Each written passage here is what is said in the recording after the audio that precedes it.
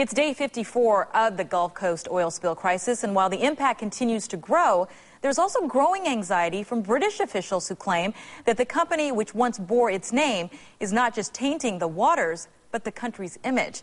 Taman Bradley explains.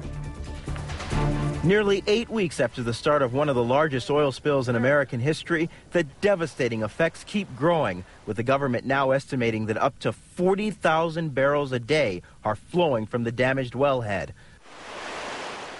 Across the Gulf Coast, more and more oil is washing ashore and into the wetlands despite the use of boom and other tools to soak up the mess. But perceptions about the cleanup effort by BP may also be causing a rift between the Obama administration and British officials.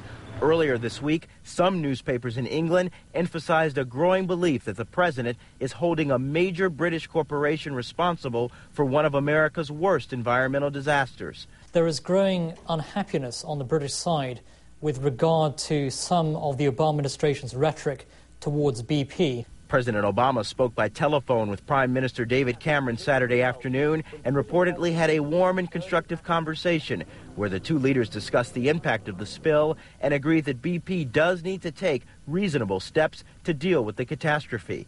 On the other side of the Atlantic Ocean, many seafaring animals on the Gulf Coast have been rescued by volunteers who comb the beaches looking for birds and turtles that have been covered in oil or ingested poisonous chemicals. They are taken to facilities to be cleaned by veterinarians and gently nursed back into health. However, most cannot be released back into their former habitats. President Obama will return down here to the Gulf Coast on Monday, and he'll meet with the BP CEO later in the week.